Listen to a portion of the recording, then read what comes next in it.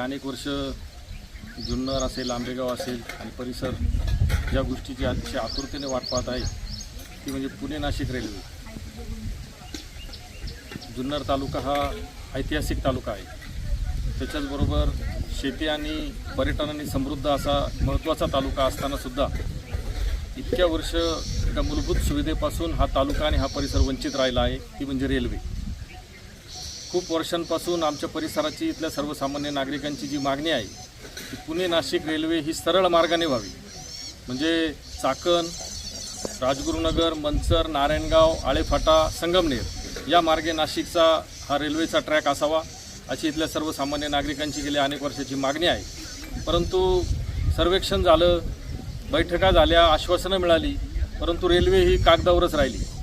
आजपर्यंत रेल्वेचं दाखवलेलं स्वप्न हे स्वप्नच राहिलं आणि त्या गोष्टीमुळं इथल्या नागरिकांमध्ये, इथल्या जनतेमध्ये प्रचंड असा रोष आहे, प्रचंड अशी नाराजी आहे।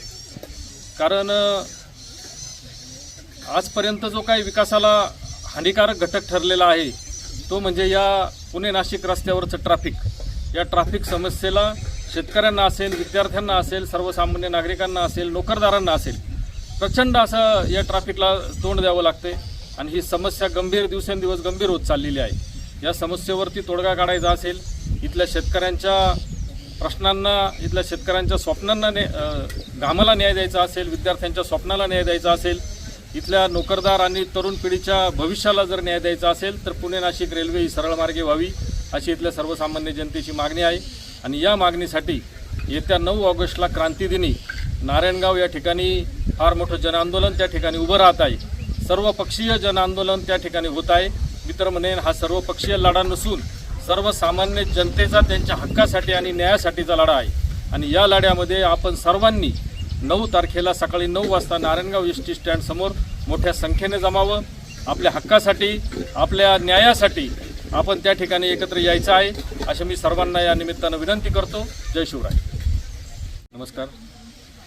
खरं तर गेले अनेक वर्ष जुन्नर असेल, आंबेगाव असेल आणि परिसर ज्या गोष्टीची अतिशय आतुरतेने वाट पाहत आहे ती म्हणजे पुणे नाशिक रेल्वे।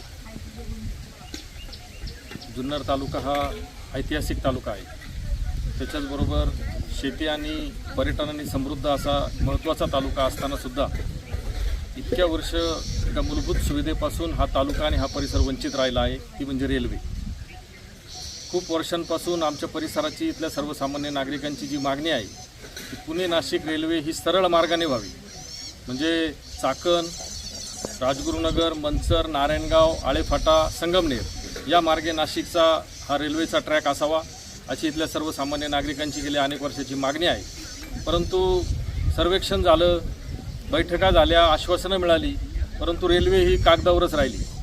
आजपर्यंत रेल्वेचं दाखवलेलं स्वप्न हे स्वप्नच राहिलं आणि त्या गोष्टीमुळं इथल्या नागरिकांमध्ये, इथल्या जनतेमध्ये प्रचंड असा रोष आहे, प्रचंड अशी नाराजी आहे।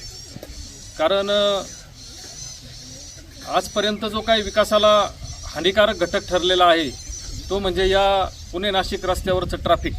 या ट्रॅफिक समस्येला शेतकऱ्यांना असेल, विद्यार्थ्यांना असेल, सर्वसामान्य नागरिकांना असेल, नोकरदारांना असेल, प्रचंड असं या ट्रॅफिकला तोंड द्यावं लागते आणि ही समस्या गंभीर, दिवसेंदिवस गंभीर होत चाललेली आहे। या समस्येवरती तोडगा काढायचा असेल, इथल्या शेतकऱ्यांच्या प्रश्नांना, इथल्या शेतकऱ्यांच्या स्वप्नांना घामाला न्याय द्यायचा असेल, विद्यार्थ्यांच्या स्वप्नाला न्याय द्यायचा असेल, इथल्या नोकरदार आणि तरुण पिढीच्या भविष्याला जर न्याय द्यायचा असेल तर पुणे नाशिक रेल्वे ही सरळ मार्गे व्हावी अशी इथल्या सर्वसामान्य जनतेची मागणी आहे। आणि या मागणीसाठी येत्या 9 ऑगस्टला क्रांतिदिनी नारायणगाव या ठिकाणी फार मोठं जनआंदोलन त्या ठिकाणी उभं राहत आहे। सर्वपक्षीय जनआंदोलन त्या ठिकाणी होत आहे।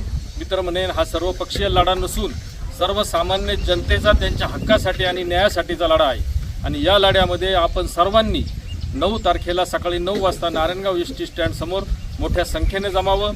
आपल्या हक्कासाठी, आपल्या न्यायासाठी आपण त्या ठिकाणी एकत्र यायचं आहे अशी मी सर्वांना या निमित्तानं विनंती करतो। जय शिवराय।